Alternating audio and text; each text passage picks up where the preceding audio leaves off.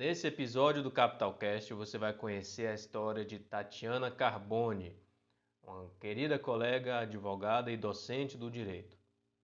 Curtam e aproveitem bastante porque é uma história rica, mas eu já aviso que infelizmente nós tivemos um problema técnico nessa gravação e o vídeo saiu picotado, saiu travando um pouquinho. Mas nada que vai atrapalhar você de conhecer essa história de uma pessoa muito interessante. Vamos lá.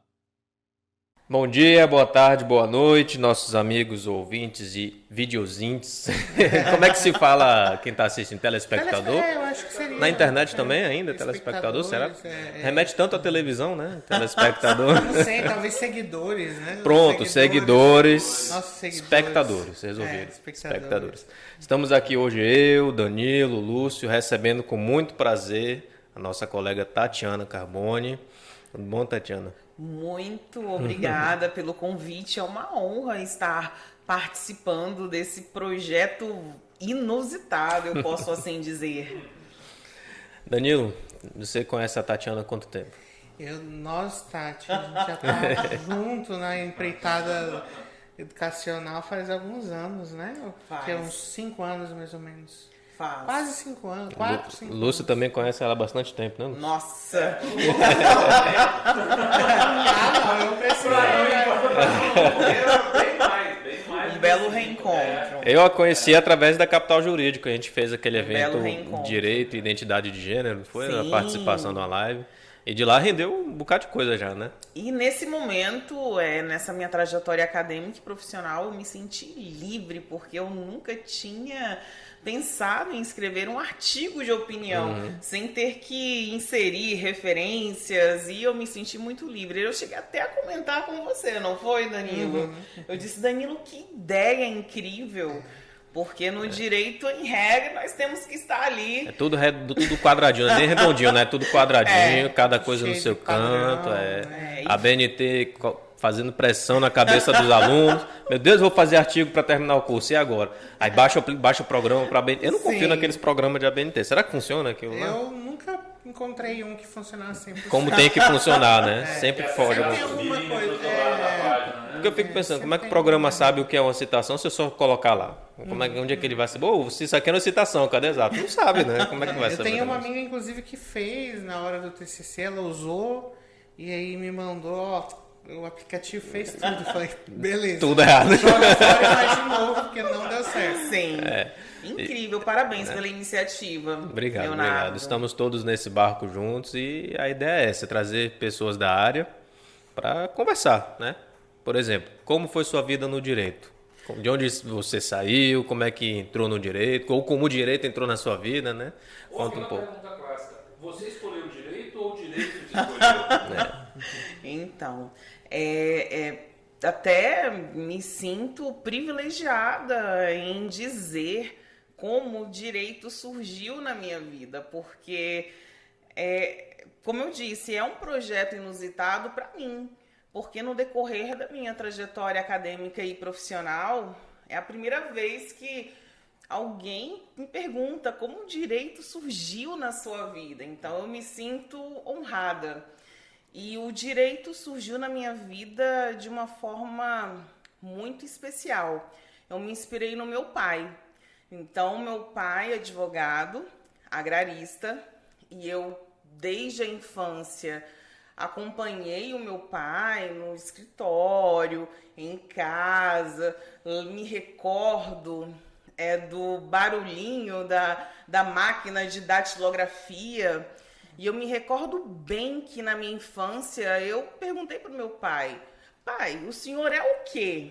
E o meu pai, Todas então... as crianças fazem essa pergunta, né? As minhas já fizeram isso. Pai, o senhor é o quê? Eu sou advogado. Eu não entendi o que era é um ser advogado. Eu lembro bem, eu tinha 6 anos. E ele então passou a me levar para esses lugares. E ele trabalhava com produtores rurais. Também teve um período da trajetória profissional do meu pai que ele trabalhou no INCRA. Então, eu participava daqueles momentos das exposições, dos animais. Então, eu vivi isso desde a infância. E na época, que eu estava me preparando para ingressar na graduação, à época nós não tínhamos um fácil acesso às informações. Eu sou da época que eu tinha que ir na banca de jornal para se atualizar. Para conhecer as faculdades. Até o final desse programa, eu quero lembrar o nome de uma revista que tinha. Era lançada todos os anos, na década de 90. Eu lembro. Qual? Que tinha os cursos, não lembro o nome, mas tinha os cursos, as faculdades, em que a faculdade Exatamente. era fraca, eu lembro disso. Exatamente. Eu lembro dessa Todo um revista. processo de avaliação nosso aqui. E hoje, só fazendo um adendo, essas informações compiladas não tem mais na internet assim, né? Num canto, como você encontrava em um lugar só, hoje você não acha isso em um lugar só na Era um internet. fascículo grossão. Sim. Ah, isso é muito E aí interessante. Sim. Era até coloridinho, eu lembro. com uma Por certa ordem alfabética. Inclusive fica a Mas você sugestão. comprava e levava pra casa? Comprava. E ficava lá a sua cópia guardada. Não, nós tínhamos o telefone para ligar e buscar informações para a gente realizar o vestibular. Era assim. Ela dava os toques para que você pudesse procurar a faculdade. Exatamente. Era como se fosse uma cartilha de apresentação das faculdades. Exatamente. Eu vou dizer que eu Exatamente. não cheguei a Legal, isso passar aí. por essa fase, né? Porque eu já sou de uma geração um pouco mais recente. Mas eu lembro, assim, claramente da minha prima, quando fez vestibular, até para o FAC. Não tinha onde ver, não tinha publicação na internet do resultado. Aí a gente ficou Tinha na que ir casa lá, dela. ver lá na paredezinha. Não, colado. e tinha no jornal. O Jornal. jornal falava. E aí a gente ficou na casa dela. Na E aí rádio. ligou na rádio. E aí. Aí saiu o na nome lá. rádio, o cara começou a ler. Aprovados ela é bióloga, né? Aprovados em ciências biológicas, o FAC. A Aí começou apreensão ler da o família nome. inteira lá. Aí assim, Legal minha isso prima aí, né? tem um nome Marjorie Scramin Grauman, nenhum dos três comum. Tipo assim, eles falaram o nome, o cara falou Tudo o errado. nome, nem sei como ele falou. E aí todo mundo, mas é ela, será que é ela? E Será que agora? é ela? Nós comecei a ter que confirmar. Vamos comer o bolo, né? Não teve como negar que era, né? Aham. Então, mas eu lembro que foi bem marcante. Já na minha época até tinha na faculdade, né? Colava lá, e até, lista na parede. pelo menos na minha, quando eu fiz para biologia na UFAC, já saía edital na internet, com a aprovação do pessoal, né? Era bem mais fácil. Né? Mas a questão esse livro, esse fascículo, ele era voltado porque assim, a grande parte das cidades elas não tinham faculdade. Exatamente. Então você Era uma despesa para você se mudar de estado, né? Era para você Sim. escolher uma faculdade praticamente aonde Exatamente. Exatamente. E aí hoje você tem em Rio Branco você não precisa sair de Rio Branco. Não pra precisa. fazer uma faculdade Tem muita de coisa direito, aqui, por né? Sim. Inclusive, eu defendo Não, muito as as pessoas do faculdades. interior já não precisam mais. Eu defendo muito as Exatamente. faculdades de direito aqui, daqui a pouco a gente já retorna a sua história, que quando a gente estava fazendo no meu curso, vocês como professores, eu peguei uma prova minha e uma prova de um colega da UFAC. Estava mais ou menos no mesmo período. As questões eram do mesmo nível. E ali caiu a ficha. Cara, faculdade particular tá no mesmo nível da federal. Para mim, tá, hoje em Sim. dia. Aí é o que a gente já conversou no outro. O que faz a diferença é o aluno. Aí é com ele que ele toca o barco dele, né? O curso de Direito, muito mais do que outros cursos, eu vejo assim, por ter sido professor de outros cursos também. Existem certos conhecimentos por exemplo, da medicina, da enfermagem, da engenharia, da arquitetura, que realmente você aprende muito mais com o professor te falando ali, te dando um direcionamento. A ilusão que a gente não pode ter dentro do direito, que os alunos de direito não podem ter, é que o professor vai ensinar e vai proporcionar a ele todo o conhecimento. Não vai. O professor vai, no máximo, dar ali aquela base conceitual, definitória, Sim. que a pessoa poderia... Porque, assim, hoje, vamos lá, né? Direito civil, por exemplo, que é o maior, mas, enfim, acaba sendo até muito direto. É em que vai alguns quase de aspectos. ponta a ponta no curso, né? Mas ele é mais direto, ele não é tão cheio de nuances, ele é um pouquinho mais direto. Mas eu poderia fazer uma graduação em Direito Civil, É exclusivamente. Sim. Exclusivamente. Não sei, assim, apesar de ser trabalhista, processualista, eu não sei se daria um curso inteiro, mas um curso de 4 anos, como por exemplo, contabilidade, eu poderia fazer em direito trabalhista. Só para entender todo o processo histórico de formação das normas, toda a estrutura da justiça do trabalho e por que o processo de trabalho é do jeito que é. A compreensão do porquê as coisas funcionam da forma como funcionam na lógica do direito do trabalho. A influência internacional e as normas internacionais de direito do trabalho é uma faculdade.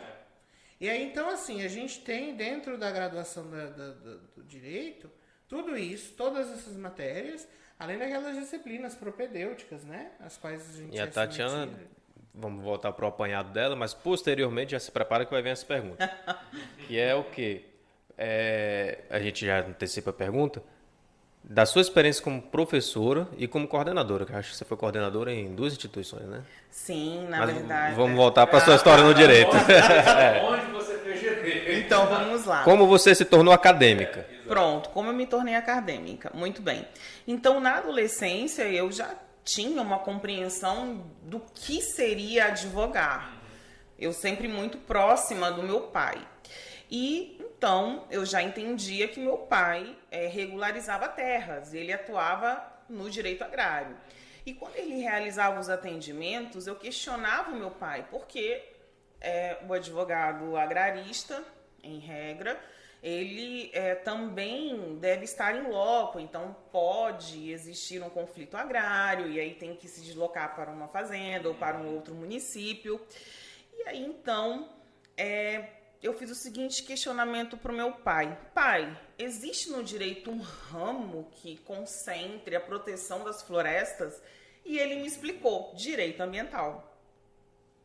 Então eu fui pesquisar. Então você buscou isso? Busquei isso. Mas isso foi antes de começar a graduação? Antes de iniciar a graduação. Então você já tinha uma área do direito que te chamava a atenção? Já muito definido isso na minha vida, já na época da escola.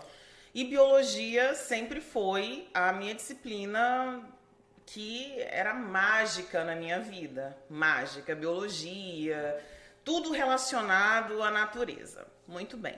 Então, nessa revista, que eu não me recordo o nome, era muito claro, Região Sul, Universidade do Vale do Itajaí, que à época já tinha na sua grade, na matriz curricular, a disciplina de Direito Ambiental.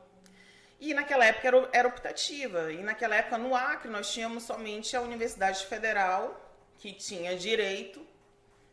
O meu pai, inclusive, foi docente de Direito Agrário da UFAC. Muito interessante, eu acredito que essa minha também vertente para docência no meu subconsciente vem disso, do meu pai.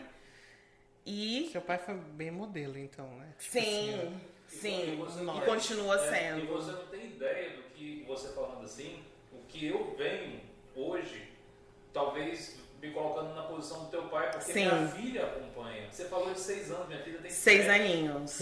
E a minha filha fica ainda com aquela Sim. história, ela acompanha ela vê gente fazendo atendimento, ela diz, Sim. né, na forma dela, dizendo que ela é a minha advogadinha, que vai trabalhar comigo. Legal. Essa percepção, Sim. que pessoalmente eu não tive, eu fui o primeiro da família a fazer direito. Eu Sim. não tive, mas é muito bonito. Sim. Assim, observar isso. Sim, até hoje eu estou com meu pai. E hoje é algo absolutamente natural você estar diante de um processo de regularização fundiária e ter a etapa da regularização ambiental e agrária. Então, hoje isso é muito natural e hoje nós temos o direito do agronegócio, que aí unifica esses 2 ramos e não distancia, porque ainda no imaginário popular de muitas pessoas ainda existe uma distância. Então, voltando. Aí você foi para Viu Itajaí. Vi Univale, muito bem. Mas a família do meu pai é de São Paulo.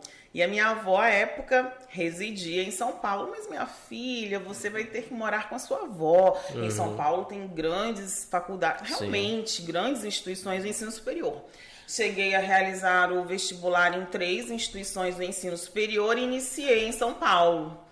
Mas eu continuei pesquisando a região sul. Mas São Paulo, assim, o direito em São Paulo é muito voltado para o direito econômico. Sempre foi. Exatamente. Porque o direito tem essa natureza de onde ele está sendo aplicado. Exatamente. Né? Inclusive aquela conversa que a gente teve sobre direito trabalhista. Direito trabalhista é um projeto que a Tatiana a gente tem. Em cada região que você chega, ele tem uma característica. Sim. Uma região Sim. vai ser mais de trabalho rural, outra região vai ser mais de Sim. terceiro setor, né? Então o direito se amolda onde ele está ali, Sim. sendo aplicado. E a faculdade que eu iniciei em São Paulo, ótima, excelente, próxima da casa da minha avó.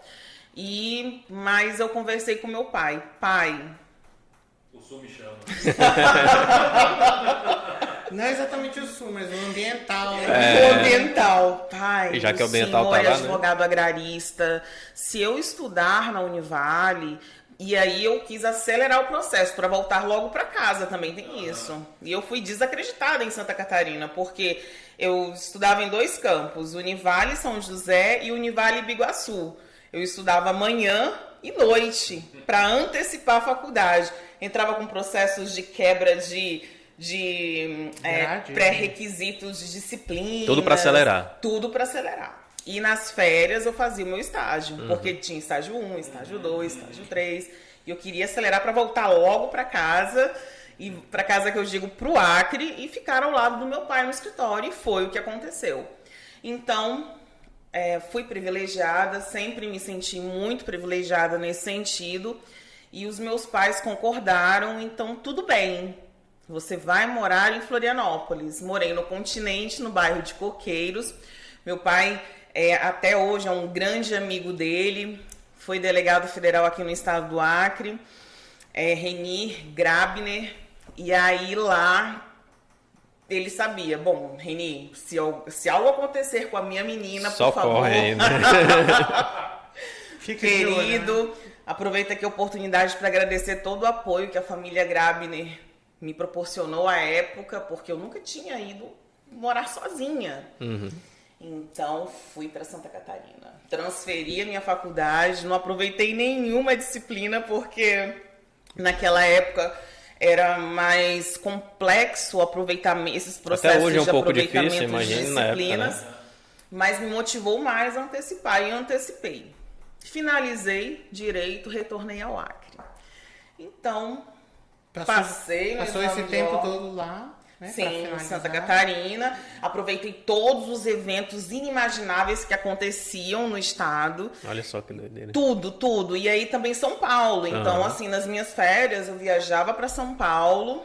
E aí, sobre comunicação, eu entendi que para ser docente eu precisava também entender sobre comunicação. Docência é comunicar, né? No final das Comunicar. Essencialmente a comunicação. E já na graduação eu decidi, eu quero ser docente. Eu sempre muito determinada na minha vida. Então eu participava daqueles eventos e aqueles palestrantes no auditório, assim, eu quero isso. Eu quero ser professora. E eu observava os meus professores em sala de aula, um respeito, e conversava com eles. E aí na época, Reinaldo Polito, ele ainda continua sendo uma referência em comunicação no Brasil. Inclusive ele até publicou um livro, Comunicação e Oratória para estudantes, para advogados e estudantes de direito. Fui a São Paulo, me inscrevi, participei de uma palestra dele. E a partir dali, comecei a entender o que eu deveria estudar para ser uma boa docente. Como na graduação eu já me preparei também para a docência, logo que eu retornei ao Acre, eu tive a oportunidade de, no primeiro ano, uma jovem advogada, devido ao meu currículo, porque na graduação eu me preparei para isso. Nas minhas férias, eu me dedicava aos estudos. Então, assim, era manhã, tarde e noite, dedicada aos estudos e para esse propósito, porque eu queria muito voltar para casa. Foi muito doloroso esse rompimento familiar, porque eu continuo sendo muito ligada aos meus pais. Danilo sabe desse meu ponto. Eu continuo sendo muito ligada à minha família, e pelo fato de ser doloroso estar em um outro estado, eu me esforcei ao máximo e sentia muita alegria, porque era aquilo que eu queria. Então, ao retornar ao Acre, muito privilegiada, comecei a advogar com meu pai. Passei no exame de ordem. Aqui já em Rio Branco. Aqui em Rio Branco, em 2004.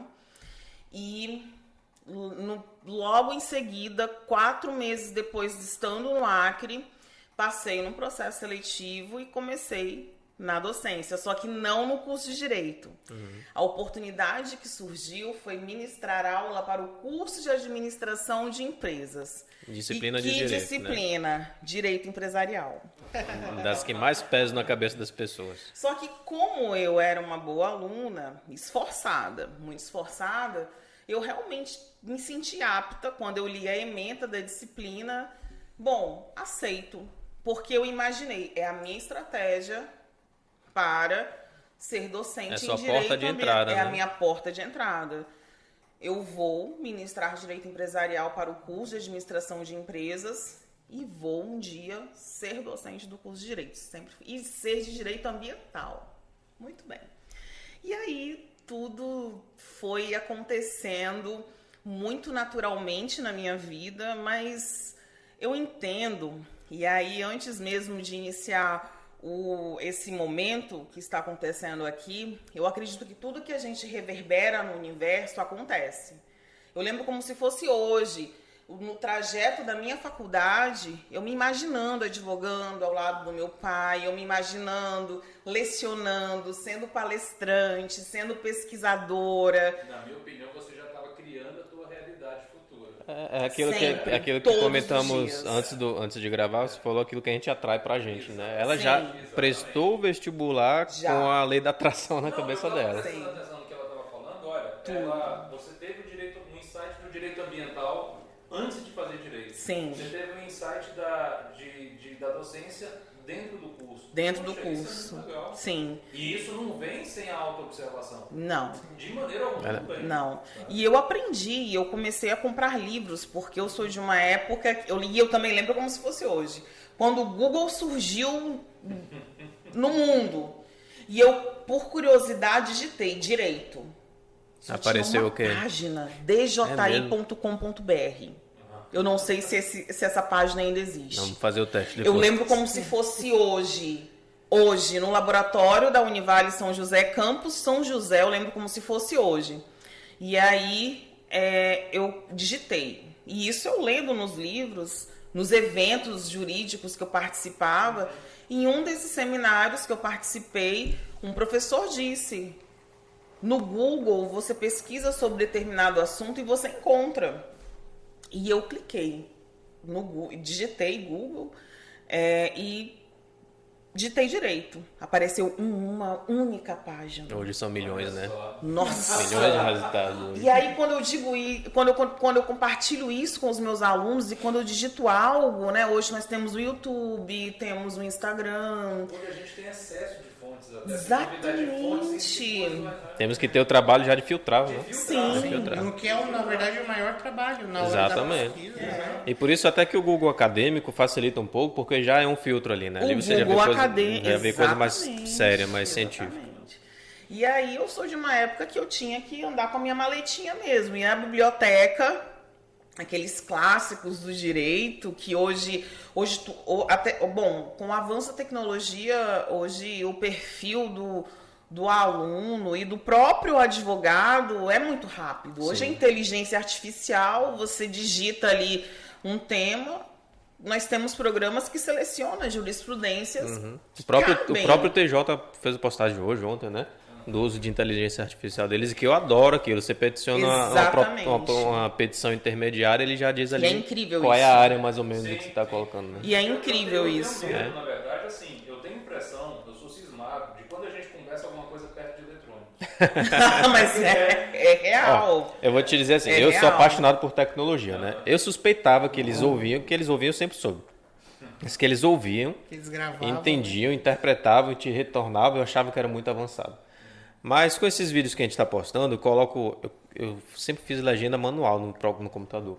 E eu passei cansado já de fazer manual. Vou ver como são esses aplicativos que legendam sozinhos, né? São quase perfeitos. Sim. Eles pegam o que a gente está falando e eles entregam com um nível de precisão de mais de 90%. Sim. Então, pensei, aquele negócio de celular é verdade mesmo. Eles conseguem transcrever o áudio que a gente fala e uma vez com o texto na frente tudo para eles, né? É verdade. Eu gostaria de comprar uma nova máquina de lavar, mas tenha certeza que vai aparecer máquina de lavar lá para você. você. Sim. É verdade. Google Ads ali. Exato. Sim. Eu vi uma foto também do pessoal da Microsoft com eles colocaram um adesivo na câmera do notebook. Eu falei, cara, se eles estão preocupados com isso... O Zuckerberg, vai ter- no notebook Sim. dele tá com a colinha lá, é desse Exato. jeito mesmo. É verdade. Você comentou uma coisa que eu achei muito legal. Hoje ainda tá no escritório do seu pai, né? Continuo. Eu achei isso o máximo. Por quê? Continuo. Principalmente quem está começando na advocacia tem receio de ir para o escritório da família, de ficar lá, e as pessoas ficarem falando, é porque tá com o pai, porque tá com o irmão, com o tio, Sim.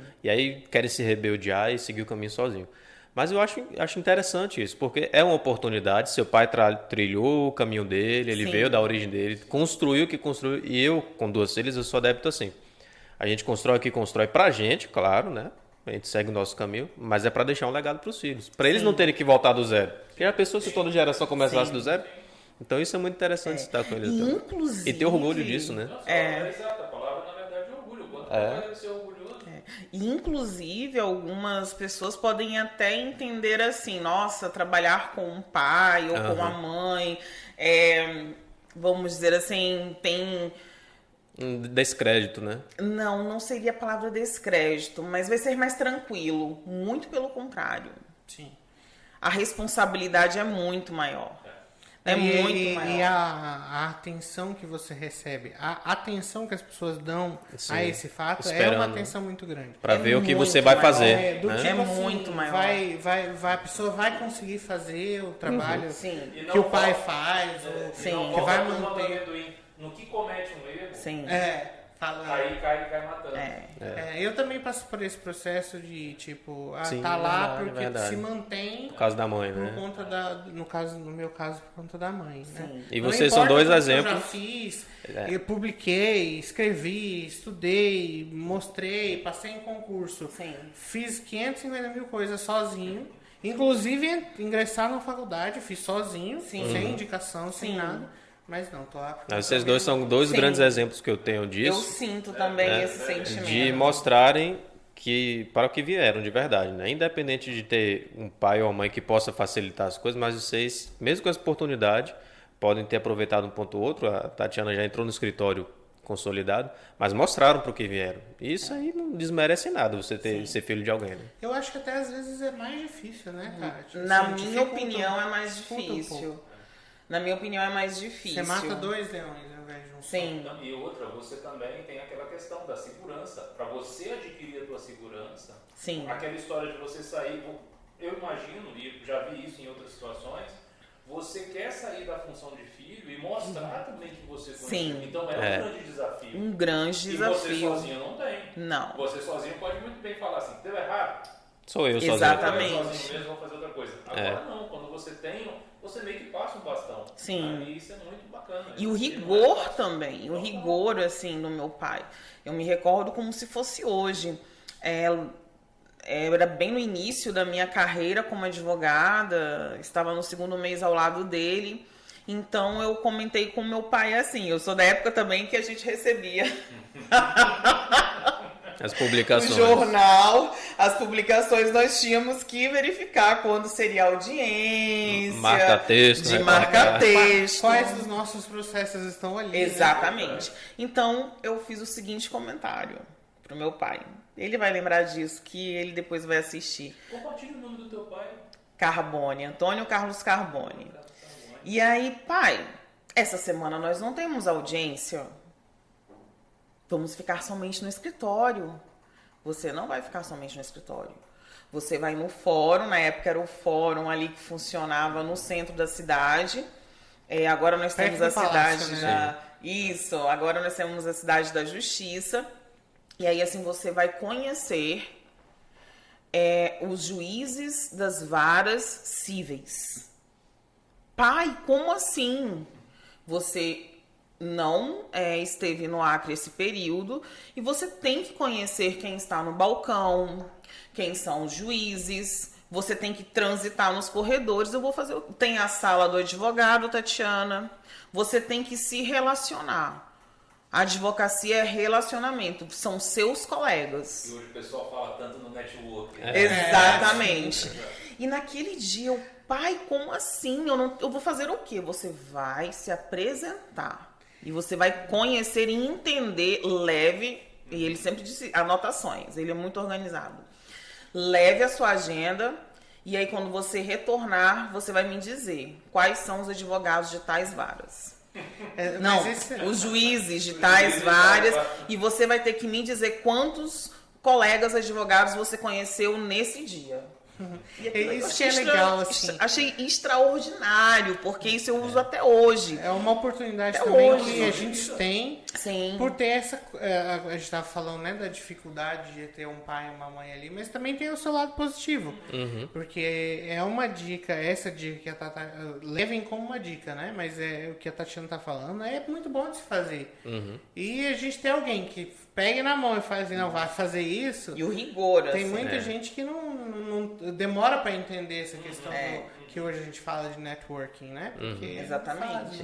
Mas o rigor que ele me trouxe, porque eu feliz porque fiz aquele trabalho, pai, não tem audiência essa semana, vamos ficar no escritório. Achando que ia ficar sossegada. Vamos ficar organizando os processos e tudo mais. Se não, essa semana é uma semana que você vai se dedicar a isso. E aí eu entendi que eu não estava sozinha. Que semana produtiva. E foi bem desafiador. Uma semana para uma vida. Foi. E eu carrego isso até hoje. Exatamente, tá aqui comentando isso até porque hoje. marcou, né? Marcou tanto que o que me trouxe destaque no universo acadêmico foi essa minha facilidade para desenvolver projetos, para estar, exatamente, parcerias, para estar articulada com todas as instituições relacionadas ao direito. E aí ele também me fazia conversar com engenheiros florestais, com biólogos, e foi assim um grande despertar. E aí então decidi entender como funcionavam as florestas, e foi uma decisão muito dolorosa para mim na época, assim, pai, estou advogando com o senhor, a maioria dos nossos clientes são fazendeiros, mas eu quero conhecer as comunidades ribeirinhas, eu quero conhecer as etnias indígenas do nosso estado. Então eu já tinha algo planejado também. Eu sabia que existia no Ministério Público do Estado do Acre a Coordenadoria de Defesa do Meio Ambiente. Eu já tinha estudado, sabia que o canal, para eu ter essas experiências valiosas, conhecer de verdade o que é uma comunidade ribeirinha, o que é uma etnia indígena, conhecer os municípios do nosso estado, seria naquele lugar. Então, conversei com meu pai, minha filha, tudo bem. Converse, e sem indicação, nada. É aquilo, né, Danilo? As pessoas entendem que estão de fora. Tatiana está lá como assessora jurídica porque o pai dela é advogado, e não foi assim. Eu fui sozinha, com o meu currículo, conversei na época com o doutor Edmar Monteiro. E aí eu disse, doutor, já pensou se nessa equipe multidisciplinar de trabalho existisse um advogado, uma assessora técnico-jurídica que atuasse na área ambiental? Eu já sabia que existiam as diligências. E aí eu consegui ingressar e te conheci nessa época, não foi, Lúcio? Explicando isso, eu fui o segundo assessor técnico. Historicamente eu fui a primeira. Provavelmente só houve um espaço com o segundo, porque teve um primeiro que brigou lá para dizer, é preciso ter um advogado aqui. Né? E aí, em algum momento, o pessoal se toca, então vamos colocar dois. Já que é para ter, vamos fazer bem feito, né? Vamos ter logo dois. A doutora Patrícia Rego, né? Foi com a doutora Patrícia. E a doutora Patrícia Rego, muito visionária. Também, Sempre muito visionária. Doutor Edmar Monteiro disse assim, Tatiana, veja só, assessoria técnico-jurídica na coordenadoria do meio ambiente, mas você não quer ficar na promotoria? Doutor, eu quero estar na equipe multidisciplinar. E eu entendo que o direito ambiental deve ser assim, continua sendo assim, ter essa percepção multidimensional. Muito bem. E aí, doutora Patrícia Rego, muito visionária, muito bom. Então, pode sim, tem lugar para você. E tinha muito trabalho realmente. Então, assim, sou muito grata, quero agradecer de público a doutora Patrícia Rego, ao doutor Edmar Azevedo, a todos os colegas que eu tive nessa jornada linda que eu vivi no Ministério Público do Estado do Acre, porque me proporcionou conhecer todos os municípios Ficou do Estado quanto tempo do Acre. no Ministério Público? Nossa, Eu acredito que 5 anos. Mas antes do Ministério Público, só pra... Você ficou quanto tempo com teu pai advogando? No Ministério Público eu ingressei, eu acredito que em 2006 ou 2007. Acredito que foi isso. E aí 2, 3 anos. Foi, com meu pai 2, 3 anos. E aí depois eu retornei para a advocacia. Mas meu pai sempre me apoiando, isso é muito bonito. É isso que eu acho legal. Você sabe que... Muito bonito. Você sabe que tem um porto seguro, né? Que você pode explorar diversas áreas e, assim, dando certo ou não, posso voltar para lá. Muito. E aí teve um momento que eu percebi que aquele momento de estar no Ministério Público e todas as experiências valiosas que eu tinha vivenciado, eu senti essa necessidade de retornar para o escritório e atuar mais com os produtores rurais. Já tinha uma bagagem de como conhece ali por dentro, né? A fiscalização e tudo, né? Sim. Aprendi muito com a doutora Patrícia Rego, aprendi muito com uma bióloga que tinha na nossa equipe, você se recorda? Eu não me recordo o nome dele. Inclusive, ela era do IMAC. Exatamente. Nossa, que precisa, não lembro o nome dela. Nós tínhamos... Também muito tinha uma engenheira, a engenheira civil, se eu não me engano, era civil até. Era uma equipe muito... Não era nem florestal, né? O Eduardo, que era o da tecnologia. Nossa, como eu aprendi com ele. Doutora Nazaré Gadelha. Doutora Nazaré Gadelha, que até hoje está no Ministério Público. Quanto que eu aprendi com ela. Quando ela realizava os atendimentos aos produtores rurais, eu dizia assim para a doutora Nazaré Gadelha, também agradeço de público. Eu quero ficar do seu ladinho, doutora. Porque eu estava habituada a lidar com fazendeiros. E aí, com os pequenos produtores rurais, eu tive esse contato na época que meu pai estava no INCRA. Meu pai tinha alguns clientes que eram pequenos produtores rurais, mas em sua maioria eram produtores rurais que exploravam a pecuária, vamos dizer assim. Então, esse outro lado eu não tinha conhecimento da propriedade pequenininha. E aí foi com a doutora Nazaré Gadelha que eu consegui entender esse universo. A função social da propriedade é ali pequenininho, né? Eu também a Nazaré Gadelha, hoje eu acho que é do CAC, né? Incrível, ela é uma referência para mim. Ela ainda está realmente como chefe do atendimento do setor. Ela tem um conhecimento social. Humano, que é muito incrível. De direitos humanos, ela é referência em direitos humanos. Inclusive, a gente podia convidá-la, né, para cá. Você vê ela atendendo, conversando com a pessoa, você senta e vê. Só isso. Só senta e vê. Exatamente. Ela fala a língua da pessoa. Isso que eu sempre achei bonito. Sim. Por exemplo, o direito que não fala a língua da população está desconectado. E ela não. Ela pegava, baixava os óculos dela aqui, colocava lá aqui no braço. É isso pegava aqui no braço, meu querido, vamos resolver. Vamos resolver. Vamos acionar aqui fulano. Eu acho que o Eduardo que você falou de tecnologia de informação...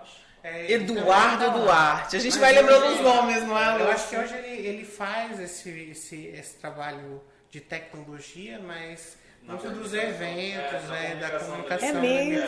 Que saudade. Pelo que o Lúcio comentou, ele cuidava, por exemplo, de equipamento de câmera e tudo. Tudo está muito mais fácil hoje, né? Esses trabalhos com o smartphone mesmo, você tira a foto, ele já grava a georreferência da foto ali.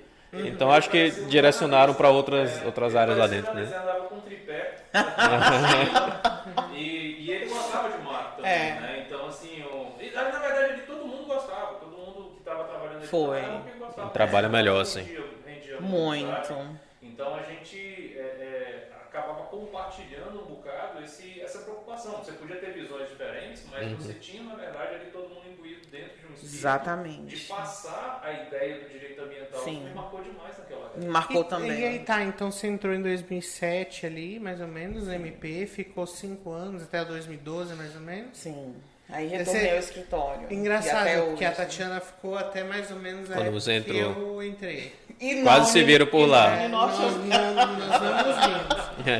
Porque assim, o meu concurso foi em 2012 que saiu o edital. O edital era até 2012. Aí a prova foi em 2013 e a minha contratação específica foi em 2014. Então a gente quase se encontrou várias vezes, né? Sempre. É uma história interessante. E eu não quero pular etapa, né? Mas assim, a gente já se encontrou. O meu irmão estudou com a irmã dela. Sim. Quase foi seu aluno, inclusive, na Norte. Eu acho que só não coube ali por conta da grade, né? Que às vezes tem a diferença. Mas, enfim. Quando foi pra ser, foi, né? Foi, nós nos encontramos. O momento certo. As pessoas duvidam muito de coisas que estão planejadas, não por nós, né? Pelas leis naturais para acontecerem. Mas eu também acho que quando é para acontecer, acontece. Acontece mesmo. Vocês bateram na trave muitas vezes, mas... Tem várias formas de se ver essa questão, né? Destino, lei da natureza, Deus. Sim. Então, assim, dependendo da visão até filosófica da pessoa, mas tudo converge para isso. Tipo assim, o que tem que acontecer, acontece. Mas aquela história entre o céu e a terra tem muito mais coisa do que filosofia, né? Então, assim, tem muita coisa que a gente não tem domínio. E que um dia... E que a gente percebe que acontece na hora certa. Acontece na hora certa. O nosso podcast, por exemplo. O nosso podcast é uma inovação Eu em vários considero aspectos. inovador.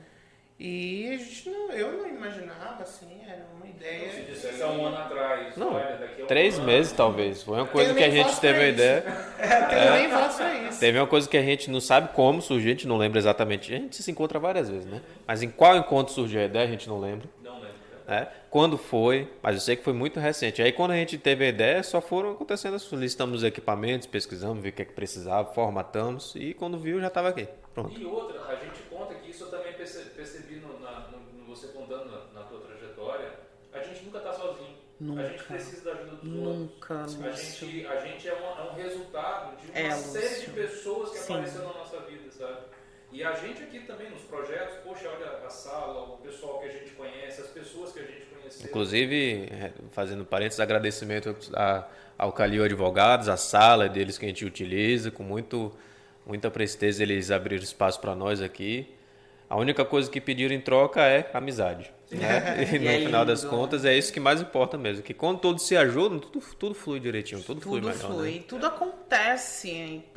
Eu acredito muito que o que te faz feliz gera... eu não quero... a palavra não seria resultados, mas...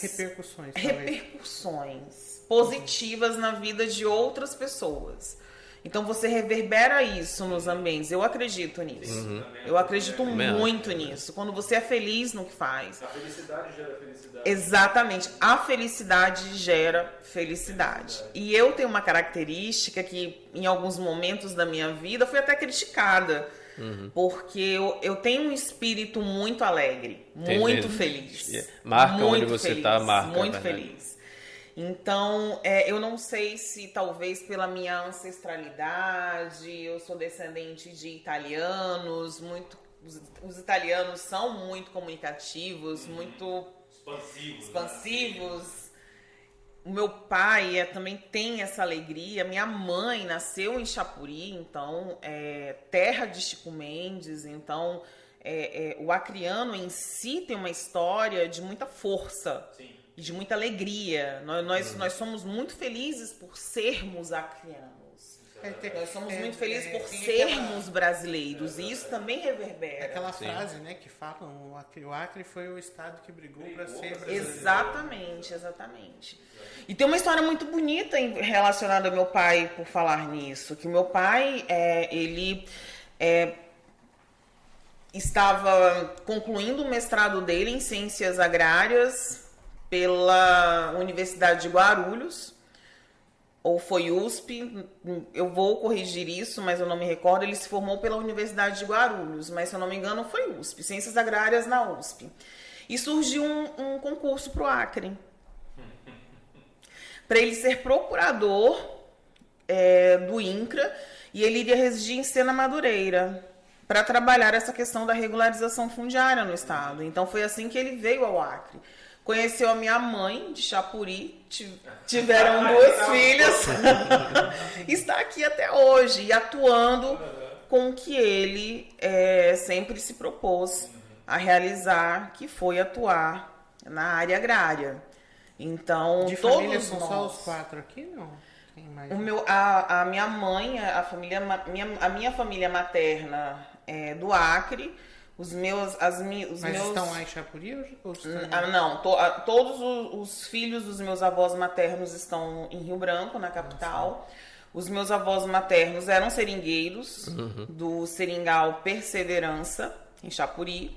A minha mãe, a filha caçula.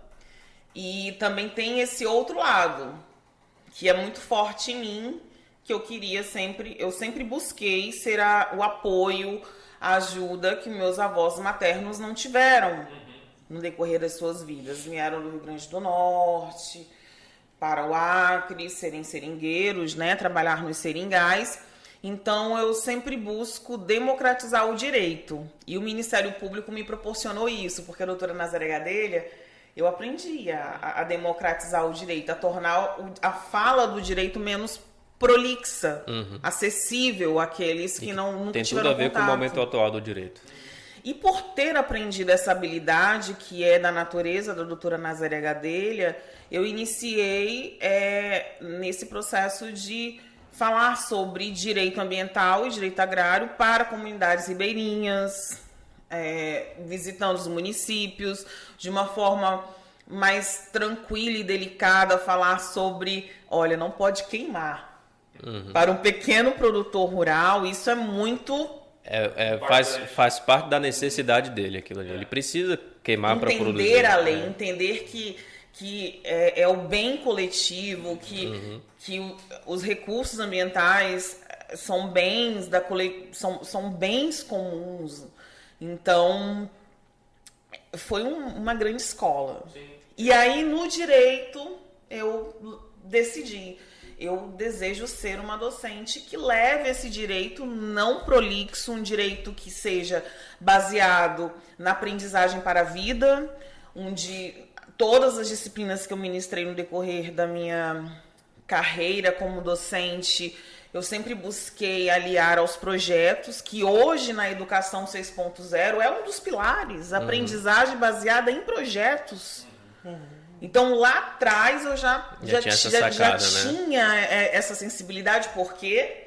Porque as experiências que eu tive na minha vida sinalizavam isso. Eu entendi o que significava direito agrário e direito ambiental quando eu comecei a conhecer o dia a dia das comunidades ribeirinhas, o que significa... a floresta em fase de regeneração e aprendendo com os biólogos, com os engenheiros florestais. É lindo. E eu não vejo que essa percepção multidimensional deve existir somente no direito ambiental ou no direito agrário. Isso deve existir em todos os ramos do direito. O direito não existe para ele mesmo, na verdade é essa. Ele existe com um fim social. E se tem um fim social, a gente tem que considerar tudo que afeta a sociedade. A verdade é essa, né? E você está falando do direito vivo, né? O direito palpável. Agora, eu acho interessante também que, assim, a gente fala de uma coisa que hoje, assim, é muito natural, né? Se falar em direito ambiental, as faculdades têm isso, mas a Tatiana está falando de um momento em que isso era pioneiro. Sim, pioneiro. Isso era até meio... O próprio direito agrário em si, não vou só falar do ambiental, mas o próprio direito agrário era uma parte do direito que as pessoas olhavam e falavam, mas isso aí... Exatamente. E hoje a gente vê uma outra realidade. Infelizmente o direito agrário voltou a retroceder um pouco, o que eu acho que é um pesar, mas o direito ambiental está muito em voga. Hoje, muitos cursos de mestrado e doutorado se especializaram nessa área, inclusive os nossos mais próximos, né? Amazonas, Pará, são nessas áreas. Sim. E vai além, né? Nós temos hoje a proteção jurídica dos conhecimentos tradicionais, direito indígena. Então hoje está muito biodireito. Então a gente hoje saiu daquele contexto de que era uma coisa diferente, uma coisa que não era interdisciplinar até demais para ser considerado direito puramente, para uma realidade em que você tem que conversar sobre isso, sustentabilidade, né? Exatamente. Não é um discurso novo, mas é um discurso juridicamente inovador. Dentro do direito, uma percepção de sustentabilidade é uma coisa recente. As pessoas falam muito na internet assim, a Europa sempre, Macron, França, fazia muito isso, a França ainda fez. Falar sobre a Amazônia, né? Aí as pessoas criticam. O que é que a Europa tem para falar da Amazônia se ela destruiu toda a floresta dela? Sim. Tá, mas quando ela destruiu? Tinha essa percepção da importância de manter? Eles cometeram esse erro, evoluíram com esse erro, né? A tal ponto que eles perceberam, tá, nós erramos. Agora vamos tentar ajudar o outro ali a proteger para não errar, né? É essa percepção que as pessoas na internet não estão tendo. E outra, cada um tem, assim, tem que ver o momento histórico, né? Exatamente. Quando destruíram as florestas lá, eles precisavam para fazer barcos para desbravar. Eles são um velho mundo, na verdade. Nós somos um novo mundo. Aí você quer que o novo mundo repita os erros do velho mundo? Sim. Não dá. A verdade é que a gente tem que aprender com os erros deles, né? E eles estão querendo, de certa forma, ensinar a gente. Sim. Esquecendo algumas coisas de política aí que tem de interesse e tudo mais, mas se a gente analisar a essência é essa, né? É bem complexo, né? Tem lógico que tem uma vontadinha também de... Não é só o bem coletivo que... Mas assim, tem... Mas tem uma visão correta, não deixa. Tem um lado de corretude, né? De certeza. Exatamente. No final das contas, proteger, meio que assim, independente da discussão que se chega até lá, se conseguiu fazer uma proteção, se conseguiu fazer a base dessa conversa, digamos assim, entre produção, esse equilíbrio entre produção e exploração sustentável, vale a pena. Sabe? Vale a pena. Sim. Vale muito a pena. E já mas era outra época. Né? Hoje, inclusive, já entrou na docência do direito nessa área? Não, foi primeiro aquela disciplina, qual foi mesmo que mencionou? Direito empresarial. E levou quanto tempo até conseguir chegar direito na sua área? Então, eu também fui estratégica, sempre fui muito estratégica e já trouxe uma percepção multidimensional do direito empresarial no curso de administração de empresas. Então, à época, eu estimulava os meus alunos a pensarem no direito empresarial de uma forma que, bom, turma, vamos então pensar em uma empresa, mas essa empresa, ela poderia ter algo sustentável? Naquela época era algo inimaginável, porque pouco se discutia. Hoje nós temos a Agenda 2030, os 17 Objetivos do Desenvolvimento Sustentável. Hoje nós entendemos que deve existir a compatibilização do desenvolvimento econômico, da justiça social e da proteção dos recursos ambientais. Naquela época, nós já tínhamos esse entendimento, mas pouco se falava nessa percepção multidimensional em algumas disciplinas e em alguns cursos. Então, eu comecei a trazer isso... A criar na docência, no ensino, isso, né? Na minha disciplina. E à época existiam os objetivos do milênio, que aí, posteriormente... Lembra dos objetivos do milênio? Muito bem. E aí, como atividade... à época, conversei com o coordenador do curso de administração de empresas. Foi na Uninorte isso? Foi na Uninorte. O meu ingresso na docência foi na Uninorte. Então, decidi realizar um trabalho com os meus alunos e em todas as nossas aulas, eu estimulava os meus alunos a trazer outras temáticas de outros ramos e da realidade dos meus alunos. Eu tinha alunos que trabalhavam em bancos, eu tinha alunos que tinham as suas empresas, eu tinha alunos que eram somente estudantes, mas que o pai tinha uma empresa. E aí eu fiz o seguinte convite: turma, vamos ler os objetivos do milênio e tentem desenvolver alguma prática na sua área do dia a dia, que alcance algum desses objetivos. E esses objetivos do milênio, é claro que hoje nós temos 17, todos estão relacionados à melhoria da qualidade de vida das pessoas. Então, fome zero, melhoria da educação, então todos os direitos sociais que estão ali na nossa Constituição Federal Brasileira, que faz com que o nosso Estado seja um Estado democrático de direito. Mas eu queria trazer a percepção socioambiental. O Estado democrático de direito socioambiental, fazendo com que essa discussão dos direitos sociais, dos direitos fundamentais e trazendo essa força. O setor privado coopera com a proteção desses recursos ambientais e coopera com a efetivação do direito a ter o meio ambiente ecologicamente equilibrado. Eu começava a trazer essa realidade para eles. Você já estava falando de cooperação naquela época. Exatamente. Então, eu levava esse discurso, deu muito certo. E aí, depois eu fui convidada para ministrar algumas disciplinas no IESACRE. Como eu comecei a realizar alguns projetos sociais, tinha o curso de serviço social, e aí eu lecionava de segunda a sábado no IESACRE. E aí nossa... E aí depois a Uninarte comprou o IESACRE.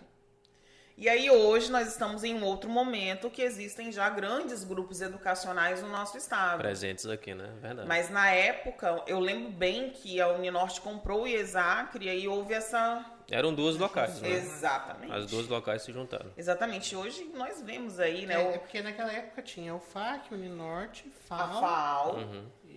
Hoje o VERSE, né? E o IESACRE. E o IESACRE, assim, né? exatamente. E aí eu participei de toda dessa construção. E até hoje, como é interessante você firmar essas parcerias, né? Existiam alguns projetos que existiam no papel, mas eu precisava de parcerias. E até hoje eu tenho duas grandes parceiras que são docentes, são advogadas, que é a Deixa eu doutora... adivinhar. Kelly Janine. Doutora Kelly Janine e doutora Anne Caroline, e as duas sempre me apoiando. Então apresentavam um projeto assim, Tatiana, você vai falar de ONU? E aí eu enviava os e-mails. Teve um dia, enviei um e-mail para a Organização Internacional do Trabalho. Eu queria realizar um evento sobre a Abril Verde, sobre proteção e saúde do trabalhador. Isso eu já estava no direito. E quem é que me ajudou nesse projeto? As minhas duas grandes amigas e parceiras. Deixa eu falar, eu adivinhei o nome, que a Kelly é nossa amiga, nossa colega de doutorado, inclusive, e elas sempre estão muito juntas, né? Inclusive com a própria doutora Patrícia Rio, que também é nossa colega do doutorado. Então, quando ela falou em duas advogadas, assim, bom, uma eu tenho certeza qual que é. Sim. E aí eu encontrei essa grande parceria já há alguns anos, mas antes eu não conseguia tirar do papel as minhas ideias. É isso, as instituições de ensino compravam suas ideias? Então, por isso que eu tive que ter esse apoio. Porque a princípio eu não conseguia ter um entendimento da minha turma, das minhas turmas, apresentar um direito... Eu ministrei disciplinas distintas. Ministrei direito constitucional. Teve uma época da minha vida que eu fui concurseira. Então, eu sou de uma época... O Lúcio vai lembrar disso. Era muito raro conseguir ter um quadro docente que tivesse habilidade para ministrar determinadas disciplinas. Cada um na sua cadeira ali, né? Exatamente. Então, como eu estudava para concurso público, então tive a oportunidade de transitar em algumas disciplinas. Em alguns cursos, serviço social, que foi no IESACRE. Eu ministrava legislação ambiental e legislação social, administração de empresas, comunicação social, que é o jornalismo, mas é comunicação social o termo na época que utilizava. Era comunicação social... Publicidade e propaganda era o nome de um curso, outro era Isso. Comunicação Social e Jornalismo. Exatamente. E direito. Mas a minha meta era direito ambiental, até que um dia chegou o momento do direito ambiental. Foi uma jornada, uma odisseia até chegar no ambiental, né? E aí quando chegou o direito, aí surgiu o biodireito. Eu tive a honra de elaborar a ementa da primeira disciplina de biodireito do Acre.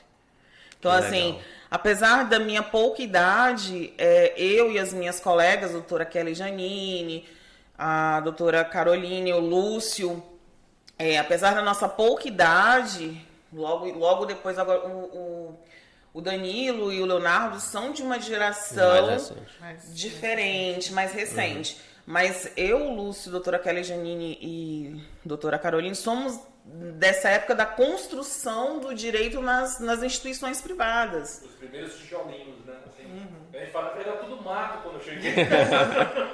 Mas Aqui era mato, Aqui era Mas A Uninorte nessa época era bloco A, bloco B. Eu Só ali na lembro, frente, né? nossa, eu comecei a lecionar na Uninorte quando a Uninorte utilizava as salas do Colégio Meta. Não tinha ainda sede, né? Eu lembro da construção do primeiro bloco da Uninorte, assim, isso é muito emocionante.